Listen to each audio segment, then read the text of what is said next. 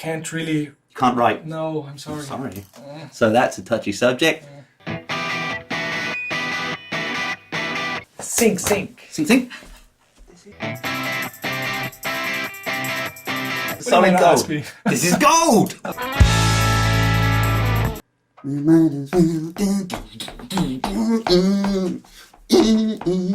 So you're doing the... Yeah, I'm just going to do it. The video is going to be me going... That's why the instruments are here. So you walk around. When you've gone, I'm just going to recreate the whole video. So awesome.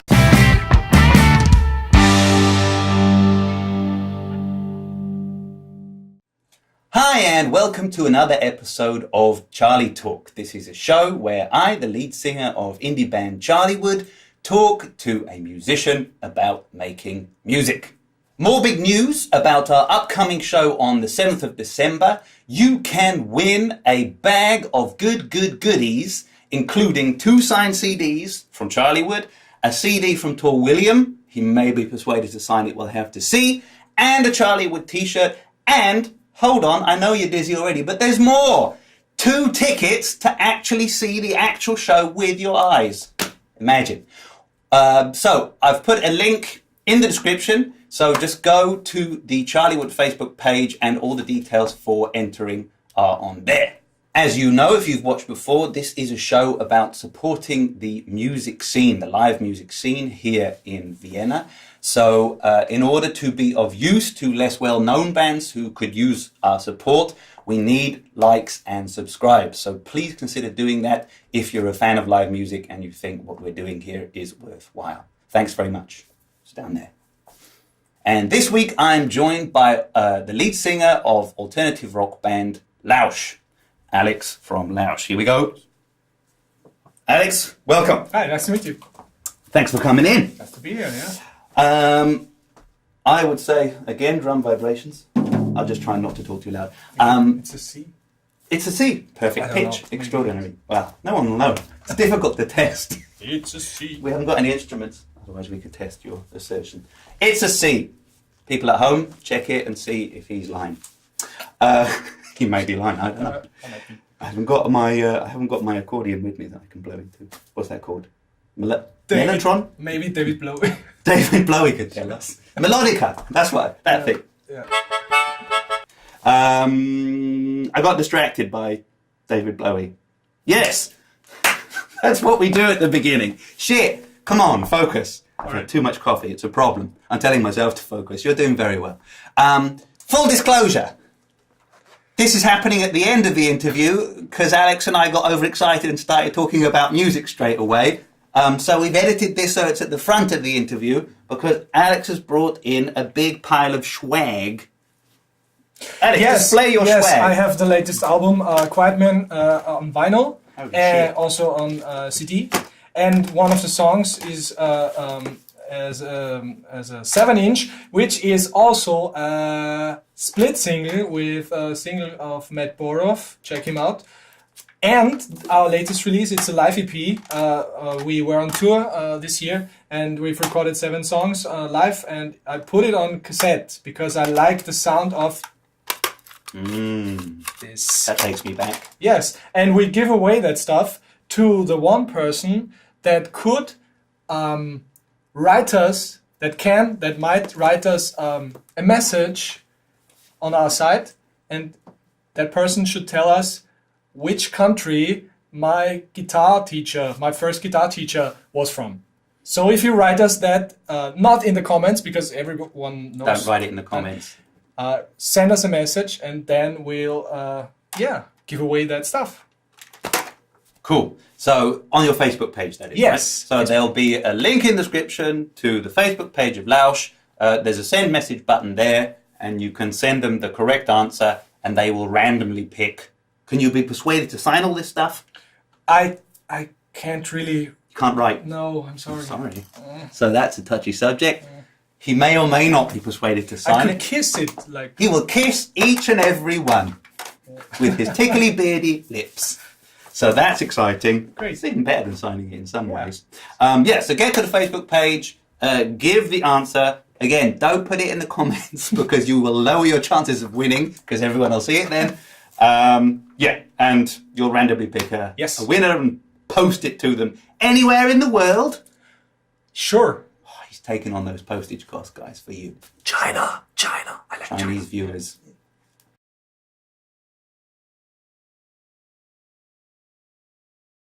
Good. So at the beginning, I think it would be smart if we have a look at a music video of yourself and Lausch in action, and you let me choose. So I chose, we might as well dance. We might as well. We might as well watch that. Yeah. See what we did there, guys. Professionalism. Here we go! We might as well dance and cry and dream and change. Or we can put it in a box and lie and cheat and wait.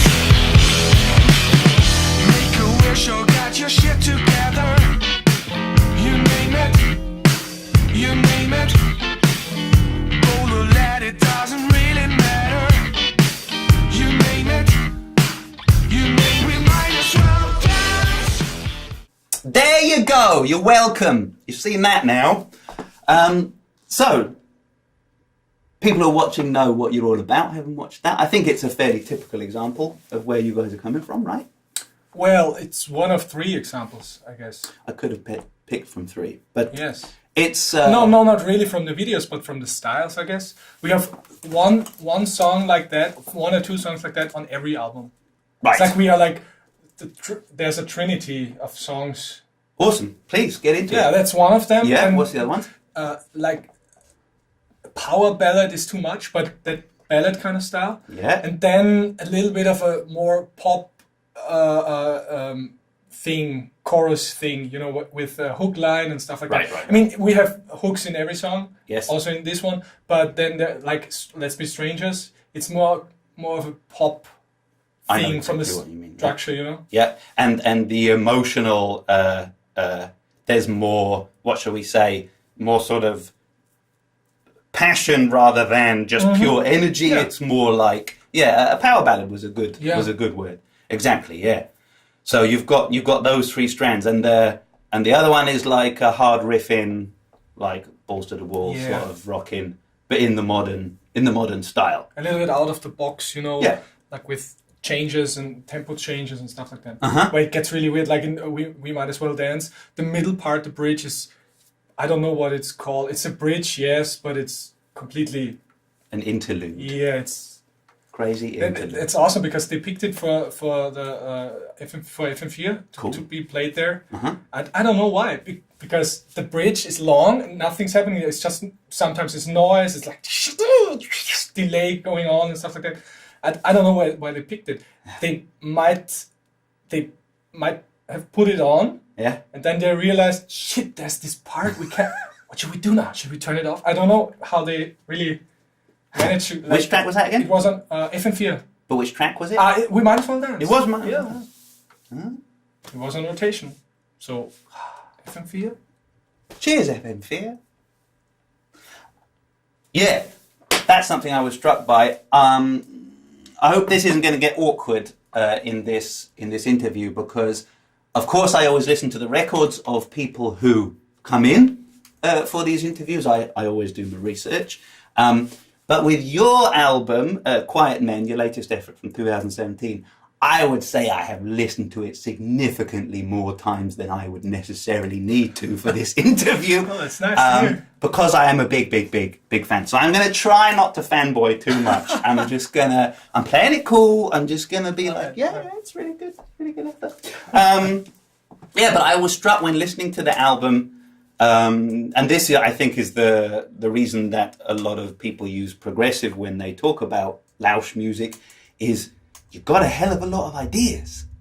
Like, Alone, was it the first track? I was saying at breakfast when I was listening to it this morning. This is Charlywood's on camera too today. Is it Treaty?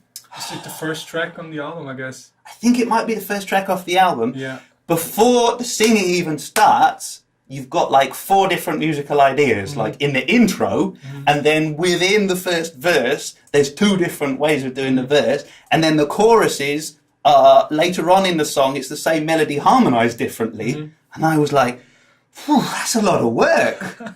Like, you're putting in the hours, like really putting in the hours. But what I particularly enjoy about your approach to songwriting, we're getting straight to the ass kissing this week. Normally we do the biography first, but we're getting straight into it. What I particularly enjoy about your approach is, although there's a lot of clever stuff going on, it's never comes across to me as if you are just doing clever stuff to be clever. Like, everything, for my taste now, everything works within the context and structure of the song. So it never takes me out of the moment because you do something so freaky and so difficult that I go, what's happening?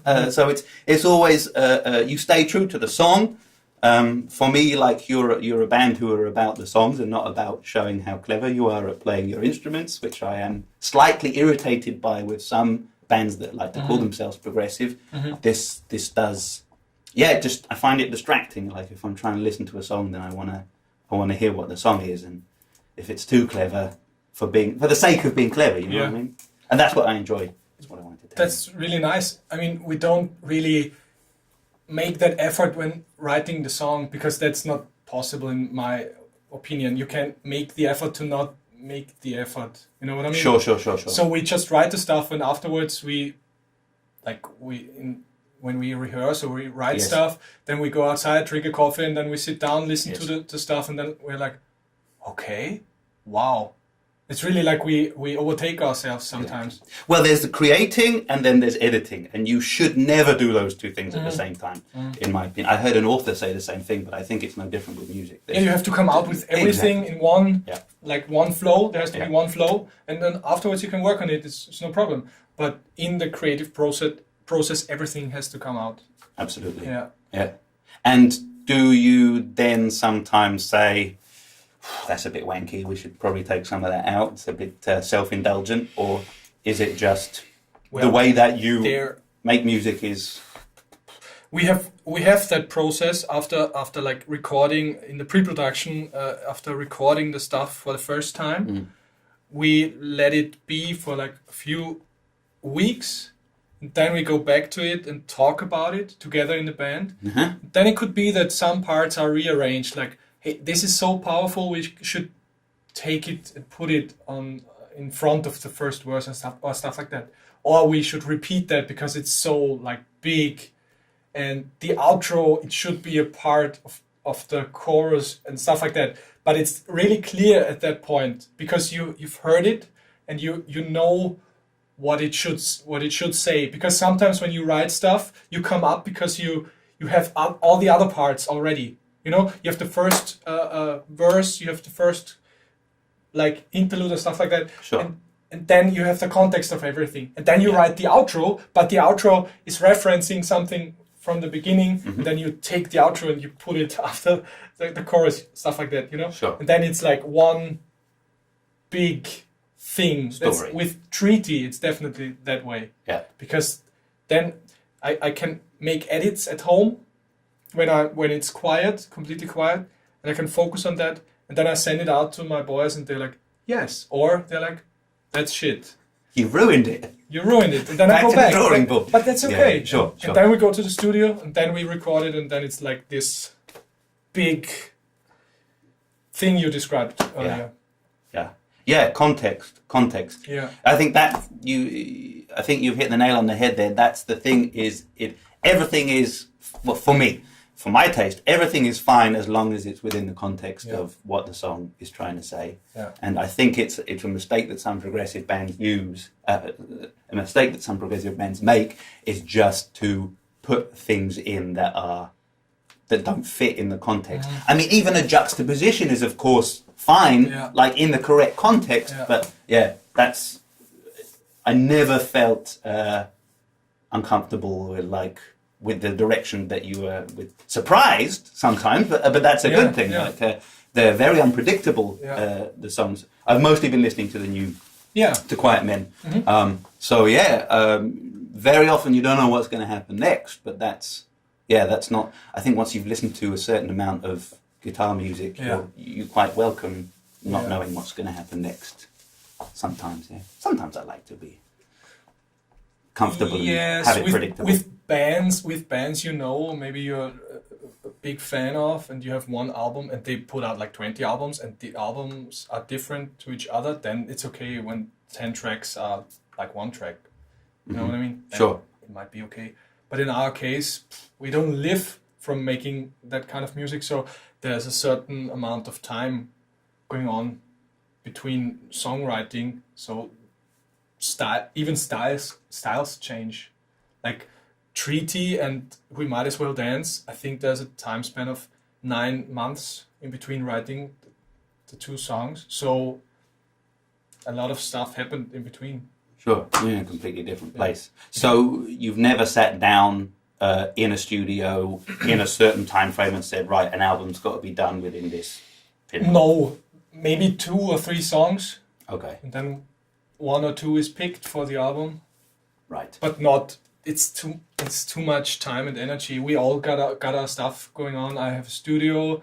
Our drummer is working as a graphic designer, photographer, and our bassist is like in social work with adults, teaching adults, and we got a lot of stuff going on, families and friends, and we can't like focus for 4 weeks. We can't do that. It's not possible. If you're not making a living from it, then it's not. But I think it's okay because we come in the rehearsal space. We come in completely fresh, like, hey, how are you doing? Let's sit down, drink a coffee, and then let's get to it.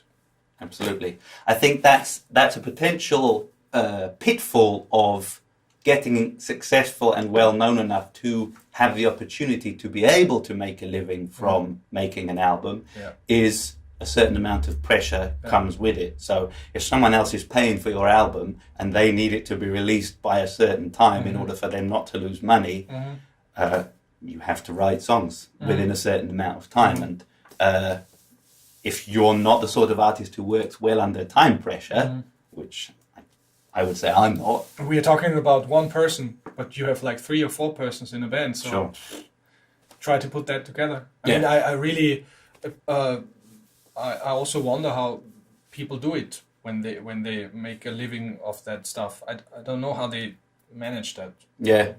Well, I'm really impressed by that because I couldn't do it. Yeah. I've been upset. Slightly disappointed by albums. Upset's too strong. I've been mildly disappointed by albums that I've heard. It's a band that I really like. Yeah, like, I'm furious! No, I'm not one of... I'm going straight online and I'm going to tell everyone how upset I am about this. No, I was slightly disappointed by... It was a band that I really liked, and one of their albums, they just went into a studio for a week and just stayed there and just knocked out an album. So they had nothing when they went in, and they just knocked out an album. Didn't like it. Sounded rushed. Like, I really appreciate a bit of care, attention, and time being put into the careful construction of a piece of music. And there's something to be said, of course, in certain genres to just letting out what's there. Yeah. But I enjoy when I can hear that a certain amount of, after the creative process, that a certain amount of editing has gone on afterwards, and thought, and adding things to complement things or quoting things that have happened earlier on. And I think that's pretty fun if you listen to the album, like 10 tracks, 40 minutes, and you go on a ride. It's like a ride. It's not like up and then you go for 40 minutes. It has to be more, because 40 minutes is a long period of time these days to follow a creative process, to follow something that's coming out of an artist. It's pretty long time, so you have to make it a ride, because otherwise people switch off or to another song. So you were talking about the songwriting composition process, the editing process. As a guy who runs a studio, quick plug for your studio, what's it called? Listen Careful Audio Production in the 7th District. If you need songs to be mixed or an album to be recorded, you can call me. Link in the description. Description. It'll work. I'll figure it out in post. It'll be good. I should pay you. For these ads? Just for this. You can just cut that bit out and use it. So what occurred to me when you mentioned that your editing is I wanted to ask you about production. Who's producing your albums? Well, the last album was self-produced, actually. Quiet Men, available now. Self-produced? Yes, yeah, we wrote the songs, we recorded it. I recorded it with a colleague of mine. He helped with the recording process, and I mixed it, and then it just went out to get mastered by another guy. That was the process of, like, technical process of doing the album. And the songwriting process is like when we jam, we record the parts, and then I go home with it and I work on that. Then I go back into the room with the guys, and then we build the song. And then there are certain passages where I just improvise with my voice, and maybe there's something in it, and from there I go and write the lyrics, and then I put it all together. Right, so you're doing melodies with nonsense? Yes. For the demos? Yes. Putting all the song together, doing all the arrangements and all the parts and the twiddly bits, and then once you've got the song, you're laying the vocals on top of it. Yes. Once you know what it sounds like. Yes, that was the process with the last album. Because I don't know why, but it was kind of fun to do it that way.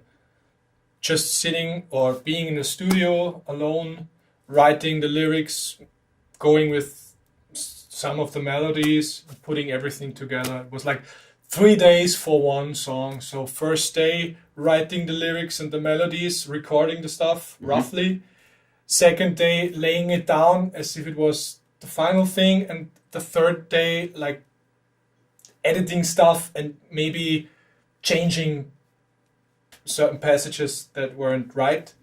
And then also on the third day, starting with the next song. So that was the process with the lyrics and the singing with this album. Right, when you did a few songs in a row, because a lot of it was spread out over time. Well, the music was spread out, but the lyrics and the stories, I see. you know, Gotcha. that was like a 2 or 3 weeks period.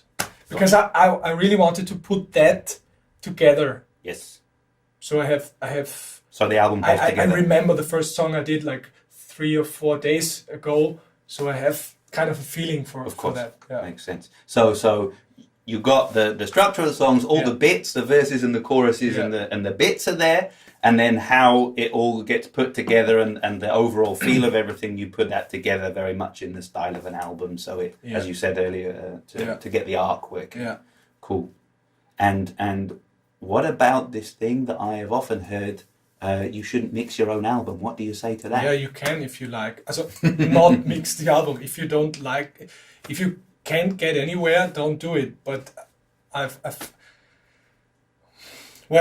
mixed, I don't know, 150 productions over the years, and I kind of know what I want. And then I go further. You know, I try to do stuff completely out of the box. Outside of the box. And sometimes I get stuck with it, like in a positive way, and then I leave it that way. And then I call my mastering guy and tell him, I'm so sorry, I know that snare is like 10 dBs too loud, but I really liked it. Can you fix it? Somehow fit it all onto one album. And that's where I think that's where the magic happens. Somehow. I mean, magic is a strong word. Use it. It's like, I like strong words. you know, you make mistakes all the time. I hope I do that not with my productions when I produce bands or mix albums for bands, because then I have to go a certain way because of the flow. You know, you make a mix and you send it out and then you get feedback. But with my own stuff, I try to let it explode at that moment, and I try to take a snapshot of all that. Like, I come home at 10 at night and I put on my headphones, and then I put up the mix and I work around. It's like, yeah, okay. And then I close the lid of the laptop and I go to sleep. On the next day, I open it up and I see mistake. But what happens is that mistake makes the snare pop, and that mistake makes the bass like rumble. You know what I mean? And then I have to let it in. I have to fit it around the other stuff because the mix has to work in a certain way. But that elements, that happy mistakes, if you want to call it that, they have to stay in. And of course. Then I get surprised, and then I can be creative again, and then I can work through the mixes, and then they are somehow finished. And then I send them off to the mastering guy, and he's like, "What? Why do you hate me? What do you want from me?" No, it's not like that. What did I do? I have to tell him that kind of stuff because I know the process. I also master vinyls and other stuff. I also do that, and I know you shouldn't like push everything into a limiter in the end. You shouldn't do that, but I do it. Because I don't really care. You know, in the creative process of laying down tracks and adding elements to it, and then you put away the limiter and you see, oh my God. So I tell him that, and then and I was, as you were saying that, I was thinking to myself, and that is a mistake that a lot of people also make, is taking out too many mistakes from music, and not just playing mistakes. Like, if music is supposed to be the experience of the human condition made into sound, that's nice. Life is not perfect. It's not natural for something to be mistake-free and perfectly mixed with nothing like clipping or sounding a bit squashed or fucked up or in some way. Like, perfection is boring. Like, perfection is totally boring, and everything beautiful, I think, is it's made up of its perfections. That's the thing that makes things interesting. That's also a good point, because I try to lay down the pre-production tracks as good as possible, like with microphones and preamps and stuff. So when it comes to doing the final run on the mixes, I might choose the pre-production files over the files I did in the studio, because sometimes there are imperfections in that files that I couldn't recreate. Yeah. So sometimes there are intro sounds, or there are the voice of the bridge, because there was that magic happening. Treaty, for example. No, it was the last on the album before, album called Glass Bones. I think it was Ignition. It's one song. It's also on YouTube. The chorus, I couldn't recreate the chorus from writing it. The demo version. When I wrote the lyrics, I just sang it. Stream of consciousness. And that was the take I used. I couldn't recreate it. So I always try to, when I'm like in the studio writing the lyrics, I try to set up the microphone I will use for the album, so I can use it. And that's always also in the rehearsal space. We have everything mic'd up. We have in-ear, and everything's recorded multi-track. So if there's anything in there, like a solo or a drum fill or stuff like that, I can use it. Because it's happening in the moment. I also tell the bands that I work with, please try to make it as good as possible when you do the writing stuff, because sometimes there's no way. You go into the studio like 3 or 4 times. We have to reproduce this solo. We have to reproduce this fill. We have to reproduce this whatever part, and you can't do it. And you spend so much time on it, and it's lost. So you can put up whatever, and even if it's like with one microphone, use it, because there's that magic. A bad recording of a good take is a lot better than a perfect recording of a bad take. Yeah? You've got the whole rehearsal room fully mic'd at all times. Yes. I mean, do you rehearse in the studio? No, we have a rehearsal space on the countryside. Nice, but of course you've got microphones up the wazoo, I would imagine, as a it's not the best high-end microphones there, but it doesn't matter. As you said, it doesn't matter. It doesn't matter. Sure, especially not for rock music. Yeah, there's a certain element of saturation and distortion involved. I made an album a few months ago with an artist called Alex Miksch. And we had one song. He was writing the lyrics in the studio, and he said, I have to sing it right now, for the band to be able to play to that feeling I have. And so I set up the click track, I set up the guitar he recorded earlier, and he just sang it. And afterwards we used that take. It's an SM57, and it's perfect. It's one of the best songs on the album, actually, because the expression is so raw, and everything's there. And there's no difference between a Neumann microphone and that SM57, because it doesn't matter. That few €1,000 between the two mics, they don't matter. Mm-hmm. So I always like to give advice in these interviews, and that is really like a fundamental thing for musicians. Don't get obsessed with the gear. Don't get obsessed with fidelity. You got to tell the truth with the sound that you're making. And then if you successfully do that, the gear that you record it on, that's not really going to matter. Like if you successfully make something that's real and true, and other human beings can relate to it because you've done what music should do, which is express what it means to be a human being alive in the world. Microphones, doesn't matter. You got it. Yeah. You can take Queen, for example. I've watched the film that's out right now, and afterwards I had to watch all the documentaries. There's this one documentary, they're talking about the first or the second album, and they laid tracks down on tape, one after the other, and the tape just wore out. It was practically transparent, you know, and it didn't matter at that time. The technician said, well, you can't play the tape and we can't transfer it on the master tape. And it doesn't matter. And when you listen to it, you hear the Gleichlaufschwankungen, the like... Because the tape's stretched. Yeah. You hear it. Uh-huh. But it doesn't matter because it's brilliantly made. So whatever. Yeah. The gear is fucked up, the tape is fucked up, but that's the album. That's the second Queen album. Sure. It's Queen. Sure. No? And these days, people are using pristine digital technology and adding fucked up stuff onto it in post. I mean, you have to fuck things up afterwards these days, because you need it. Like, particularly for certain genres, if it's not a little bit broken and a little bit imperfect, it's boring. You don't buy it. Like boring. You don't. Yeah, you can't relate to it because it's not real enough. It's organic is the word. Yeah, it needs to have life and stretch tape is.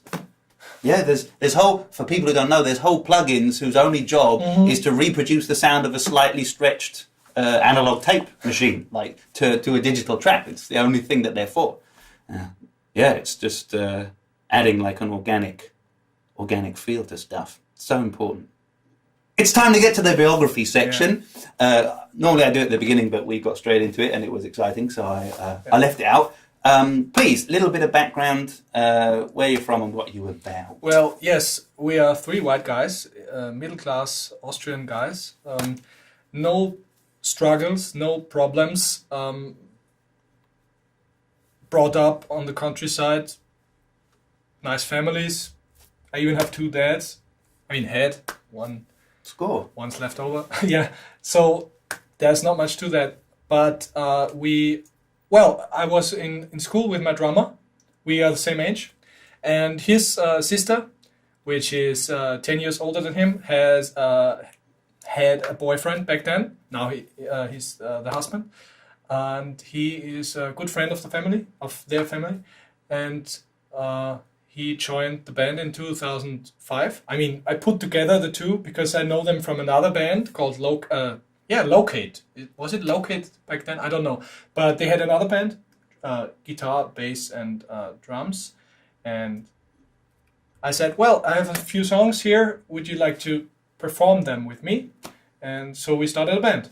So you and the bassist knew each other, and it was... No, me and the drummer knew each other from school. And the bassist was the older guy. The bassist was the older guy. Right. But he's also the nicer looking guy. You've got to have a pretty boy. Yeah, he's got important. long hair and like that's really nice to have him in the band. Also, he plays a nice bass. So that's also a thing. Yeah, so we started in 2004, 2005. Yeah. We rehearsed a few of my songs. And then in 2006 and 2007, we wrote our first band songs.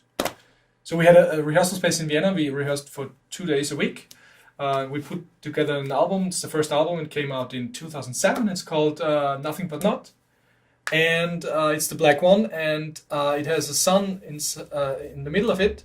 And in the same year, a few months after us, Placebo put out an album with a sun in the middle. Do you know it? Do you know what it's called? No, but I'm going to blend it here so you can compare. And it was after our artwork, our album came out. Okay. Really, there's a similarity. So clearly you sued their asses. Of course. And we lost. No. Yes, and then 2009, that was the second album. It's called Friend of the Captain. And it's basically the same process. We were at the rehearsal room, writing the stuff, recording it, putting it out. Mm-hmm. Then in 2012, there was Canada is Falling. So many albums. And afterwards we met Joni, who now runs our label, his label, where we are on it. And he also is our manager now. So we put together that kind of team in 2012 and 13. And then we put out, in 2015, we put out Glass Bones. So the team was already together. And since then we work on everything. Okay, together. And that's been the team since. And that was 2015, Glass Bones, right? Yes. What I always like to know, though, is what was it that gave you the idea of doing music in the first place? Like, did you have a very early musical memory? You can think of a really dramatic event or an epiphany, like a moment where you were like, Like most people, I started out taking piano lessons, like keyboard lessons. But then with 12, I guess, I switched to guitar. And I had this wonderful Bulgarian guitar player. He was in the area where I lived. And he gave me guitar lessons, but they were completely different from classical guitar lessons because I was pretty lazy, and he picked up on that and said, well, what do you want to do? And I said, there's this Santana, Samba Pati. And he sat down and he played it to me like it was the complete song. He could play it. I was like, you have to. And then he taught me that, and that was my first experience, like with 13 or 14. And then there was this Bulgarian kind of playing off the 4x4 sure. beat structure. Absolutely, yeah. So,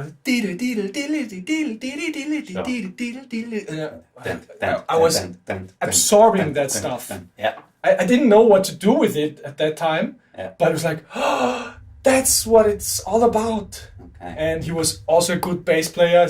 He was always slapping around. I said, please play the bass for me. It was great. It was a great experience. Okay. On the downside, I didn't learn to play by sheet. So, well, if I wanted to get into teaching, it would have been difficult. But this was more interesting for me. And I think that was the starting point to realize maybe there's something to it, so I can express feelings, I can express what I have on my mind. Yes. And that's very interesting to hear that even when you were, 14, and you heard these, to what must have been to your ears actually quite an unusual approach to rhythm, this Bulgarian, it's a folk rhythm, it's very, what should I say, a standard like Bulgarian rhythm, that you were immediately attracted to that at that age, because it wasn't in your blood. Like you heard it for the first time and you were like, ooh, that's different. It's got this driving energy to it, and that you make the kind of music that you now make. I think that's quite significant. That because normal 14-year-olds, they're a little bit, what shall I say? They're a bit not excited by something that sounds like so odd, and it isn't. It's an odd, rhythmical technique until you get into it. You get used to listening to it, but you were immediately turned on by that. It's very interesting, and it stuck. Yeah, clearly. Listen to the album. Yeah. Nice. And then afterwards, I tried to take piano lessons again, and completely failed again because that guy. Dieter Thoma is his name. Also realized I'm too lazy to practice the stuff he teaches me. So we got into recording techniques. He had a tape machine and he always told me, I record that, then I record that and overdub it. Oh, overdubbing, interesting. So I got into recording music. So my two teachers at that time, they really shaped my way. They noticed what you were interested in, and very sensibly as a teacher. We had 2 years talking about tape and microphones. You work with tape in your studio today? No, not because it's not, the workflow is too time consuming. It's not in the budget. Sure, for most people. No. But it's interesting because of all of the process, overdubbing process and what you can do at this age, with 15. Then I got my first, that was an eclipse that year. I bought my first cassette recorder, 4-tape cassette recorder, on a day where there was a sun eclipse. Ooh. In 1998. 7, 9, I don't know. 9. Don't remember. I can look it up. Yeah, that was my first cassette recorder. Yeah, and then I got into digital with zip diskettes, 8-track zip. You remember? Used to use those at university. Yeah. So yeah, that's my history back in that days. That what brought me to the music. Yeah. 2 incredibly fortunate meetings with those 2 mentors that you had, pretty much defined the music that you're making today. You probably, especially that Bulgarian guy, if you hadn't had lessons with him, who knows what your music would sound like these days. Yeah. Okay, that explains a lot. You see, that's very, very interesting. Yeah, that really gets into it. Any tips on how you keep a band together for as long as you have? Oh, that depends, because all people are different. So you have to react on the lives the other band members want to live, and often they don't know it at that time. So when you're young, when you're in your 20s, you don't really know where your life is going to be in 10 years. I mean, you have probably a plan, but then life happens. Life happens, yeah. So you have to react to that, and in the middle of that, you always have to focus on what you want to do with your music, and then you have to ask for commitment. That's what I always do. If I have a year ahead of me and I want to write stuff, then I ask my fellow musicians, do you want to commit to that? And if they commit and say yes, then I jump into it. But I totally respect it when they say, the first half year, it's too much time consuming, maybe shift it to another year or stuff like that. So I can react to that. And fortunately, our band stayed together that way. But I couldn't say if it would be different if one of the guys went to a foreign country or got into, Sure, that can always happen. Yeah. So there's not, it's pretty... Respect and flexibility, though, were the key words that I heard out from that explanation, yeah? Yeah. Yeah, I think that certainly helps. All right, we're just going to jump into something complete, change of subject now. I'm very interested always in the lyrical approach of artists. Yes. So one thing that I've found has worked quite well, I'll do you a nice scale here. This end of the scale is completely and utterly obtuse, and where the listener really is completely open to interpret what you mean, and you're not explicit at all. And at this end of the scale is very, very clear, biographical, or there's no doubt.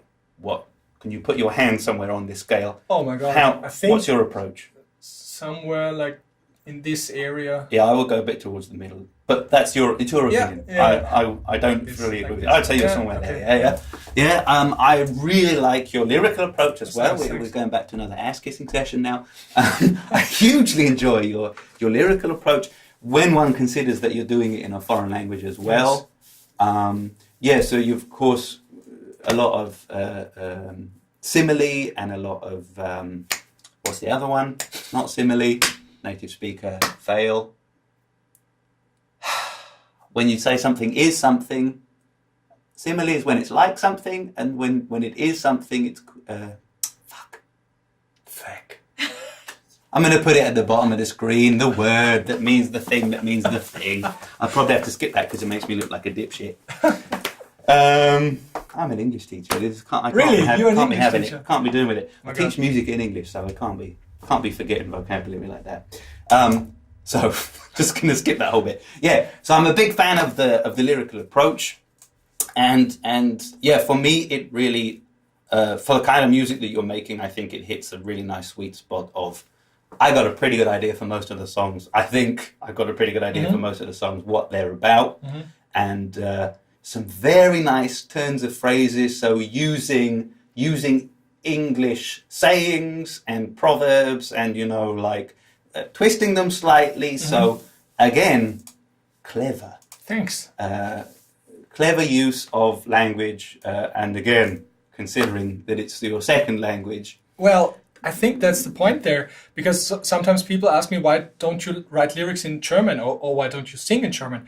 That's a good question, and for many people, it raises questions for them, for their process, but I can answer the question, because in German,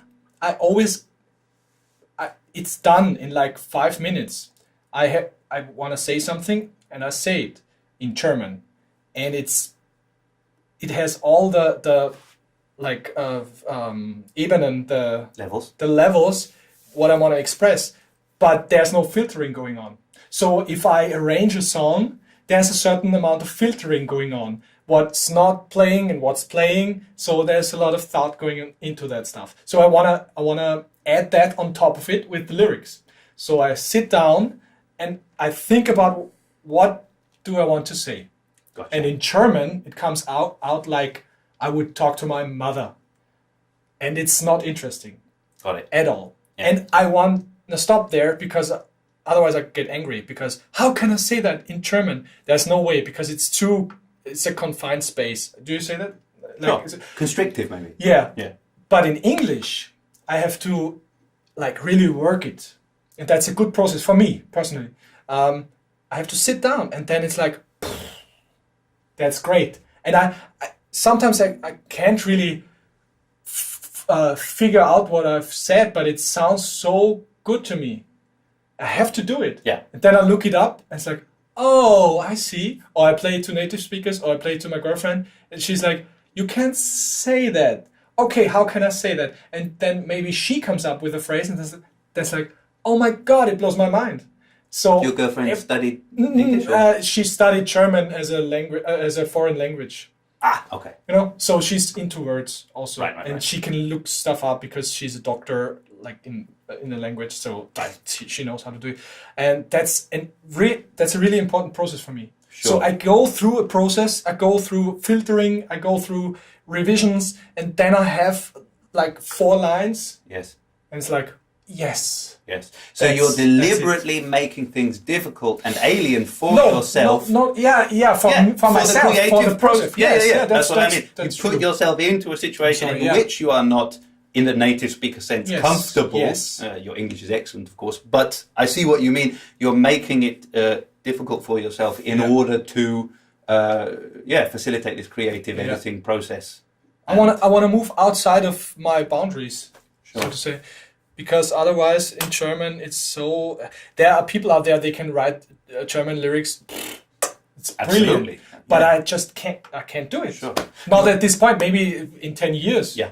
I'm open to that, but at this point, it's too difficult. You're the first German native speaker who sings in English who's given that explanation. So that's the first time I've heard. Yeah. I've heard a lot of explanations. Most of the time, it's all the bands that I loved when I was a teenager sang in English. So what else am I going to sing? Yeah. If I sing in German, it sounds wrong to me because it doesn't fit in my head. Like the sound that I want to be making is there's so much of it is rooted in guitar music, is rooted in American and English English singers. So but that explanation, again, considering the kind of music that you make, it tells us a lot. It makes perfect sense as well. Yeah, that's very, very interesting. Difficult music. Yeah, we got into that. And that was that. I put that in my notes actually. That I wanted to ask you.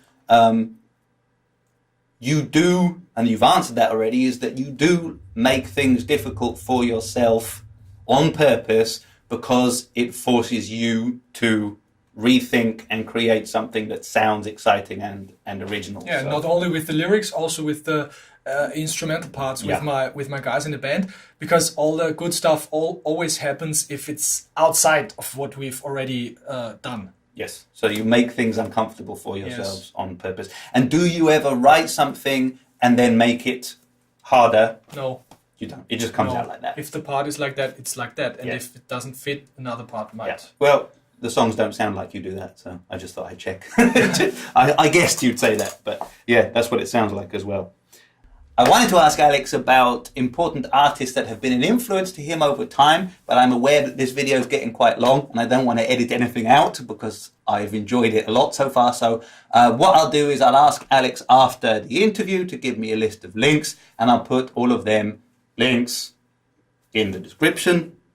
And you can just listen through and find out where he's coming from musically, because I think that's very interesting, but we're running out of time. So, unfortunately, we've got to wrap things up there, but before we do, Alex, you need to plug your upcoming gig. Yeah, we're playing at the VUC on 6th of December at the Ute Bock Abschlussevent, Bock of Kultur, it's called. And we play together with Enclou, he's playing solo, with Panda, great band, and the Buben im Pelz. Check your tickets, there are still a few available, and come to the concert. Link in the description. I love it. Yeah, do that, because the Charlywood concert's the day after, so there's no competition there. You can sleep at the VUC and then go to the... Just go to both. It's good life decisions being made. Alex, thank you very much for coming in. Really nice. I enjoyed it as well. Yeah. Sadly, we're going to have an off-the-camera chat because there's more stuff I want to know that we didn't get to. Yeah, thanks a lot. And I will see you all at the next Charly Talk. Till then, bye-bye. Goodbye.